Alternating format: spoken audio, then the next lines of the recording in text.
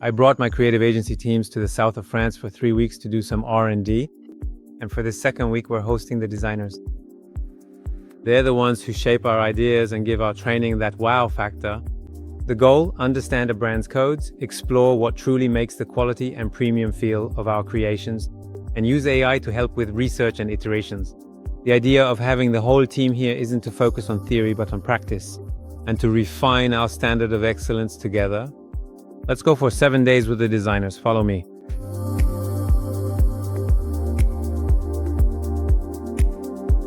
The clients, what do they tell us? The first thing they say when they say Emeraude is wow. And where does that wow come from? Does it come from developers, game designers, or designers? It comes from you. You're a central part, really, of Emeraude, because that's truly what defines Emeraude, that flexibility, that speed, and that wow effect we manage to produce with the designs we create. Creating today, I'd say, is successfully marrying training with a premium feel. Actually, training is often just little quizzes, things that aren't visually appealing, not very aesthetic, uninviting, or big PDFs to read. We're going to succeed in making it a super pleasant experience. It's important for a designer to get outside. Naturally, the brain generates lots of ideas, lots of concepts, lots of things I wouldn't have thought of if I were in my office or at home. You can't design trees if you don't see any trees. It's super important to get out as an artist, but also for mental health, because getting out is how you get new ideas. I think this seminar in the south of France is very important because we tend to have blinders on and just work at our computers. And even with colleagues around us, we just produce, and we hardly interact anymore. Within Emeraude, there's a lot of diversity between remote work and those who are mainly in the office. And this is nice because we've seen faces we don't necessarily see every day. With Ines, we thought of a little challenge. This week is with the designers. It's about design, so a drawing to produce, based on a theme we defined with Ines. So here, the client is Chanel. They'll have to do a drawing for this client with a theme we gave, which is the sea, since we're by the sea. So they have an hour and a half for all that, and we'll debrief right after.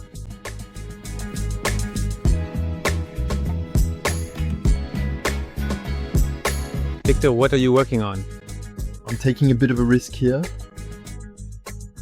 I'm drawing with a Micron pen, so everything is permanent. So let's just say if I mess up, it's ruined. Am I startling you? A little bit. It's not finished, there's no color yet. And there's a little game. In the illustration, you have to find where the bottle number 5 is. I love that idea. Oh, I found it.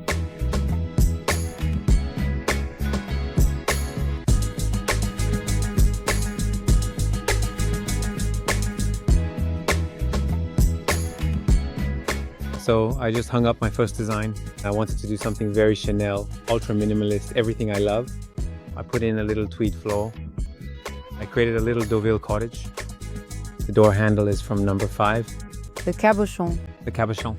And then I added a little hat, as if Gabrielle Chanel had gone for a swim. The little minimalist cottage.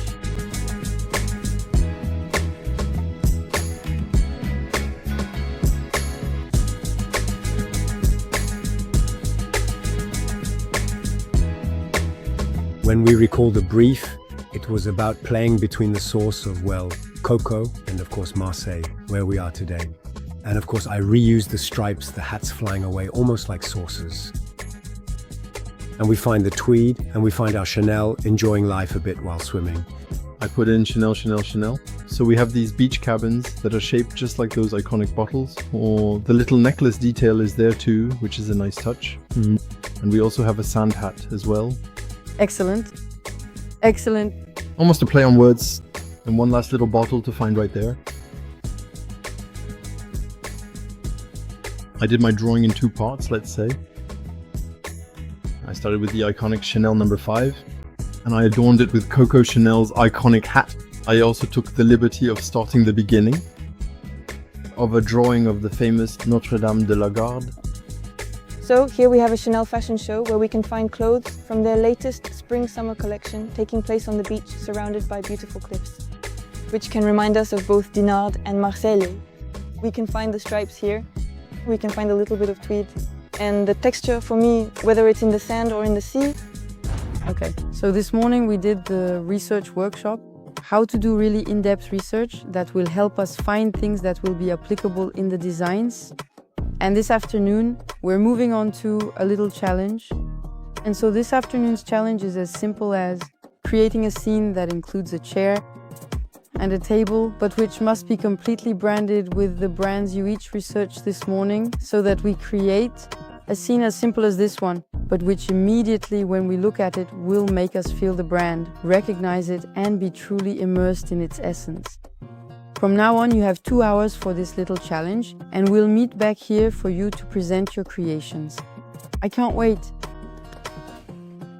So now they have 2 hours to work on Inés's brief. And so what's really interesting here is that we're going to work on real cases of briefs we've received from our clients. And actually we'll be able to debrief all together to see what's good, what's not so good, and what we can improve. So this is the real R&D we're all doing together this week. Come on, let's see what they've done. Me, so I'm UI within the Emerald teams. And it's true that this brief, we didn't expect it, right? Producing a visual, but that's going to be the challenge, to surprise a bit. So I was a bit excited to get onto this project, of course, with this challenge of showing a bit what I can bring.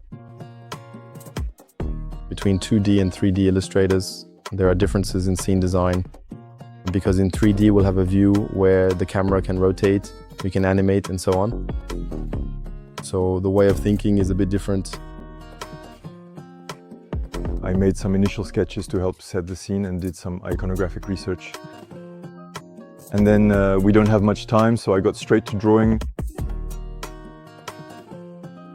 So I played a bit with symbols and classics with the reactivation of the knight symbol.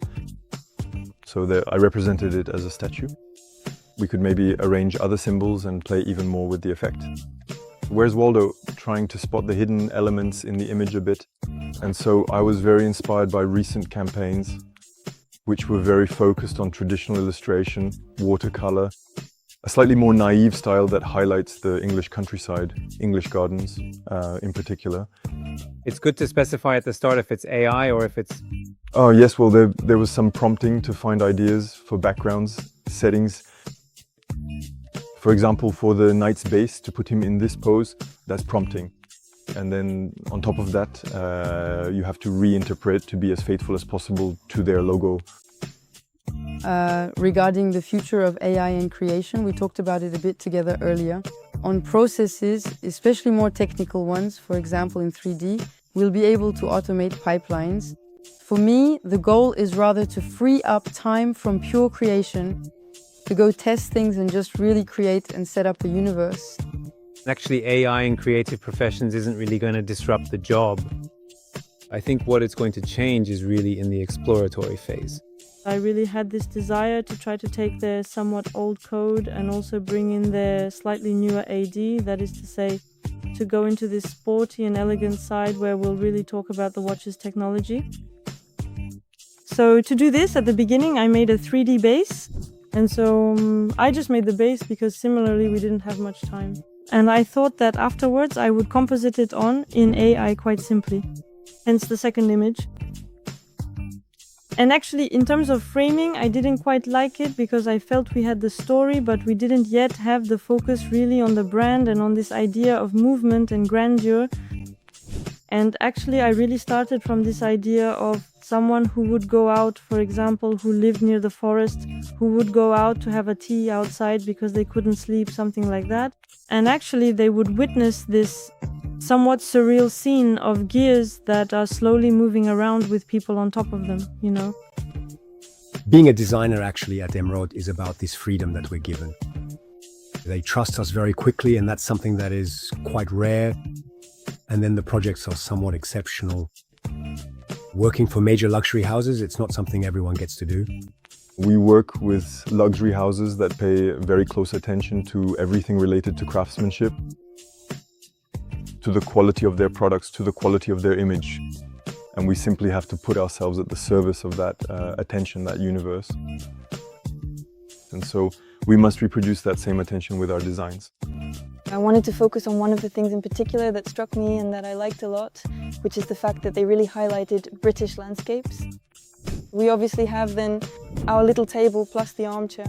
And so I imagined, even if the goal was to make a drawing where we immerse ourselves in the brand, I thought, what could we do with it if we made it a game?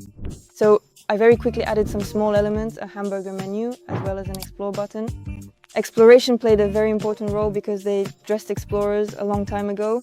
So I thought that all of this, even in terms of vocabulary, we could really play on exploration, conquest. It makes you want to do some parallax. That was exactly the idea. So we could do some cool parallax on this kind of scene.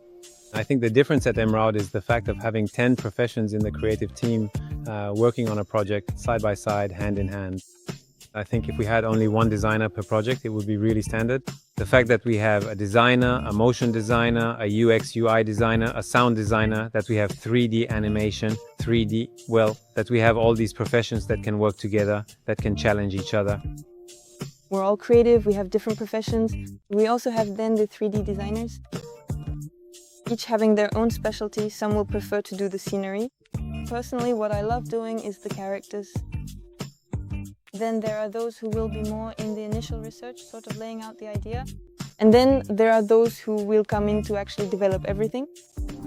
So it's the end of this second week where we've mainly worked on understanding the brand. We've refined our sense of detail, our sensitivity. We took the time to observe, to analyze, to question our habits, to actually understand what really makes the wow factor of our experiences. So see you in your next project with Emeraude to see all of this put into action. And we'll meet again in a few days for the third episode with the creative developers and AI.